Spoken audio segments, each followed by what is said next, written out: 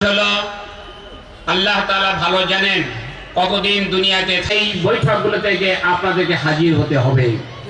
এর নাম্বার সংরক্ষণ করতে পারেন, যেটাকে আমরা সাংগঠনিক ভাষা আমাদেরকে দিতে হবে।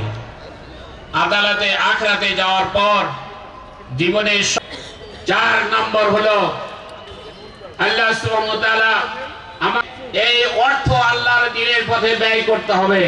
প্রত্যেক আমরা সরকারকে সংস্কার প্রস্তাবগুলো দিয়েছি খুব দ্রুততম সময়ে, যেমন তাদের পক্ষে সম্ভব নয় এই কাজগুলো সারা, কারণ from the very beginning of the government অনেকগুলো চ্যালেঞ্জ এই সরকারের সামনে এসে হাজির হয়েছে। তারা পাল্টা প্রতিবিপ্লব করতে চেয়েছিল, তারা জুডিশিয়াল কু করে প্রধান বিচারপতি ফুল কোর্ট মিটিং করে সরকারকে অবৈধ করতে চেয়েছিল। 3 মাস বয়স হয়নি এই সরকার, এত অশান্তির জায়গাকে শৃঙ্খলার মধ্যে আনা একটু সময় লাগে। এই জন্য তাড়াহুড়ো করে অনেকে বলে এখনই ভোট হোক। আরে বাবা, এখন ভোট হইলে তো সেই ভোটই হবে। এই পুলিশ, এই প্রশাসন, এই সচিব, এই ওসি, এই ডিসি, এই এসপি যদি এরকম থাকে, সেই নির্বাচন কি হতে পারবে? পারবে না। ওই রকম নির্বাচন হবে। তাই না খুব সংক্ষিপ্ত, না খুব লম্বা, গ্রহণযোগ্য সময়ের মধ্যে একটা নির্বাচন আমরা চেয়েছি, এবং আমরা সেই নির্বাচন সুষ্ঠু হওয়া পর্যন্ত ধৈর্য ধরবো এবং এই সরকারকে অপেক্ষা করব।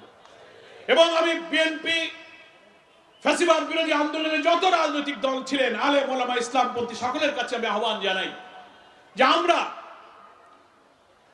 আওয়ামী ফ্যাসিবাদের বিরুদ্ধে এক দফার আন্দোলনে যারা মাঠে ছিলাম, আগামী নির্বাচনে ওই আওয়ামী ফ্যাসিবাদের দোসরদেরকে রাজনৈতিকভাবে ময়দান থেকে বিদায় করতে গেলে আমাদের মধ্যে ওই রকম একটি জাতীয় ঐক্য গড়ে তুলতে হবে।